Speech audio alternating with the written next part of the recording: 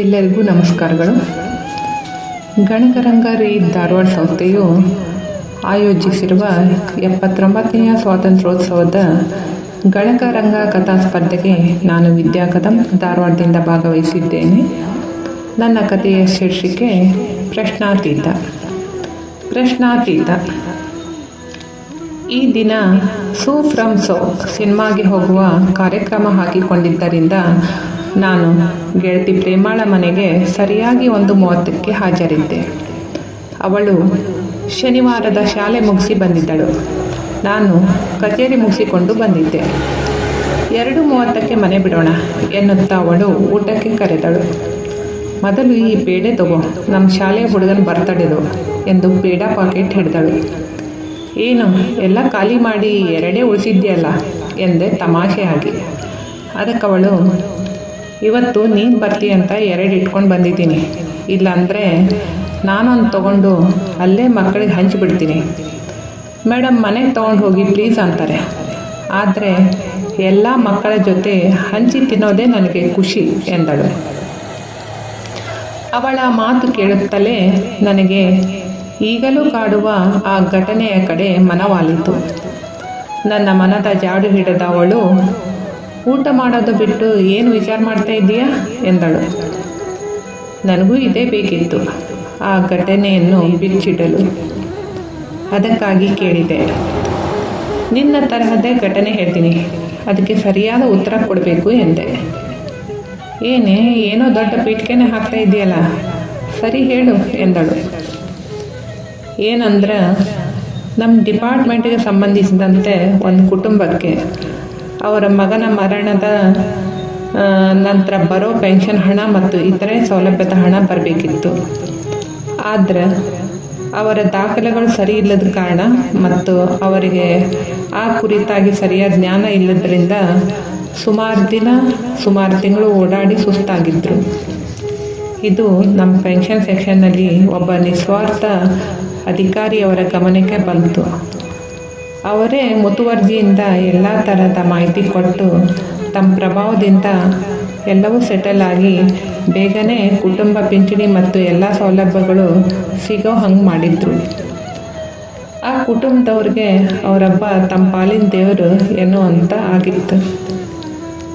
ಅವರ ಒಂದು ನಿಸ್ವಾರ್ಥ ಸಹಾಯಕ್ಕೆ ಆ ಕುಟುಂಬದವರು ತಮ್ಮ ಮೊದಲನೇ ಪಿಂಚಣಿ ಹಣದೊಳಗೆ ಒಂದು ಮಧ್ಯಾಹ್ನ ಸುಮಾರು 12:30ಕ್ಕೆ ಸುಮಾರು 10 ಜನ ಊಟ ಮಾಡೋಷ್ಟು ಗೋಧಿ ಹುಗ್ಗಿಯಿಂದ ಹಿಡಿದು ಸಂಡಿಗೆ, ಬಳಕದ ಮೆಣಸಿನ್ಕಾಯಿ ಎಲ್ಲ ಥರದ ಹಬ್ಬದ ಅಡುಗೆ ಮಾಡಿಕೊಂಡು ದೊಡ್ಡ ಕ್ಯಾರಿಯರ್ನೊಂದಿಗೆ ಬಂದು ಒಪ್ಪಿಸ್ಕೋಬೇಕು ಸಾಹೇಬ್ರೆ ಅನ್ನುತ್ತಾ ಆ ಅಧಿಕಾರಿ ಎದುರು ನಕ್ಕೊಂತ ನಿಂತಿದ್ರು.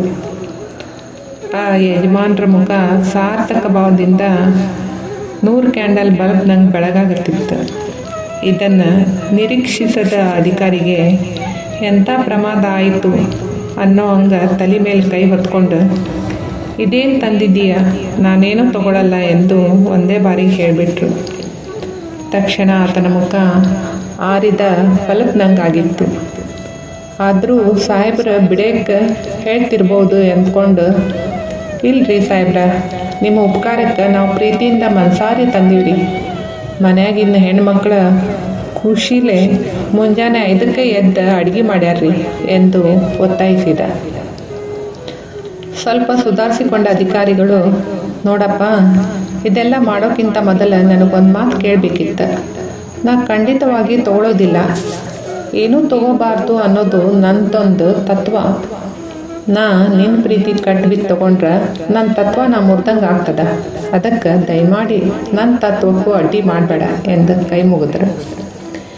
ಇದನ್ನೆಲ್ಲ ತೊಗೊಂಡು ಮನೆಗೆ ಹೋಗ್ಬಿಡ ಅಂತ ಹೇಳಿದರೆ ಅಧಿಕಾರಿಗಳ ಮಾತು ಕೇಳಿದ ಯಜಮಾನರು ಅವ್ರ ಕಣ್ಣೊಳಗೆ ಆಗಲೇ ಹನಿ ಮೂಡಿತ್ತು. ನಾ ಹೆಂಗೆ ಇದನ್ನು ಮತ್ತೆ ಮನೆಗೆ ತೊಗೊಂಡು ಹೋಗ್ಲಿರಿ ಸಾಹೇಬ್ರ, ಮನ್ಯಾಗಿನ ಮಂದಿಗೂ ಊಟ ಐತಿ ಅಂದ್ರೆ. ಅದಕ್ಕೆ ಆ ಅಧಿಕಾರಿಗಳು ಏನೋ ನಿರ್ಧಾರ ತೊಗೊಂಡಂಗೆ, ಹಂಗಾರ ಒಂದು ಕೆಲಸ ಮಾಡೋಣ ಅಂತಂದು ತಕ್ಷಣ ಹಾಸ್ಟೆಲಿನ ಒಂದು ಹುಡುಗನಿಗೆ ಫೋನ್ ಹಚ್ಚಿ, ಅಪ್ಪಿ ಇನ್ನೂ ಊಟ ಆಗಿಲ್ಲಲ್ಲ, ಹಂಗಾದ್ರೆ 10 ಮಂದಿದ್ದು ಹಬ್ಬದ ಊಟ ಐತಿ, ಬಂದು ತೊಗೊಂಡು ಹೋಗ್ಬಿಡ ಅಂತಂದು ಫೋನ್ ಕಟ್ ಮಾಡಿದ್ರು. ನೋಡ್ರಿ ಯಜಮಾನ್ರ, ನೀವು ತಂದಿದ್ದ ಡಬ್ಬಿ ಹಾಸ್ಟೆಲ್ ಹುಡುಗರು ಕಳ್ಸೋಣ. ಹುಡುಗರು ಮನೆ ಊಟ ಅಂದ್ರೆ ಖುಷಿಲೇ ಉಣ್ತಾರೆ. ನಿಮಗೆ ಬೇಸರ ಆಗಬಾರ್ದಂತ ಸೆಂಡ್ಗಿ ತೊಗೊತೀನಿ, 4 ಸೆಂಡ್ಗಿ ಕೊಡ್ರಿ. ಹಂಗೆ ಅಲ್ಲಿ ಮೇಡಮ್ ಅವ್ರು ಕುಂತಾರಲ್ಲ, ಅವ್ರಿಗೂ 4 ಸೆಂಡ್ಗಿ ಕೊಡ್ರಿ ಎಂದ್ರೆ. ಆ ಯಜಮಾನ್ರು ಏನೊಂದು ಮಾತಾಡ್ದ ಮುಖ ಕೆಳಗೆ ಹಾಕಿ ಸಾಹೇಬ್ರಿಗೆ ಒಂದು ಹಿಡಿ ಸೆಂಡ್ಗಿ ಕೊಟ್ಟು ನನ್ನ ಮುಂದೆ ಸೆಂಡ್ಗಿ ಪಾಕೆಟ್ ಹಿಡಿದ್ರೆ. ಇದೆಲ್ಲದಕ್ಕೂ ಮೂಕ ಸಾಕ್ಷಿಯಾಗಿದ್ದು ನನಗೆ ಜೀವ ಹಿಂಡಿದಂಗೆ ಅನ್ನಿಸ್ತು. ಮರು ಮಾತಿಲ್ದ ನಾನು 4-6 ಸೆಂಡ್ಗಿ ತೊಗೊಂಡು ಅವ್ರ ಮುಖ ನೋಡಿದೆ. ಅವ್ರ ಕಣ್ಣೊಳಗೆ ನೀರು ಹರಿಯಾಗಿತ್ತಿತ್ತು. ಹಂಗೆ ನನ್ನ ಕಣ್ಣೊಳಗೂ ನೀರು ಜಿಣಗಿತ್ತು. ನನಗೆ ಅಧಿಕಾರಿಯ ತತ್ವ ಮತ್ತು ಆ ಯಜಮಾನ್ರ ಪ್ರೀತಿ ನಡುವೆ ಯಾವುದು ಸರಿ ಅನ್ನೋ ಪ್ರಶ್ನೆ ಈ ಕ್ಷಣಕ್ಕೂ ಕಾಡ್ತೈತಿ. ಇದಕ್ಕೆ ನೀನೇನಂತಿ ಎಂದು ಗೆಳತಿಯರಿಗೆ ನೋಡಿದೆ. ಆಕೆಯ ಕಣ್ಣು ತೇವಗೊಂಡಿತ್ತು. ಏನಂತ ನಾ ಹೇಳಲಿ ಇದಕ್ಕೆ ಅನ್ಕೊಂತ ನನಗೆ ಪ್ರಶ್ನಾತೀತವಾಗಿ ನೋಡಿದ್ಲ ಪ್ರೇಮ. ಅವಕಾಶಕ್ಕಾಗಿ ಧನ್ಯವಾದಗಳು.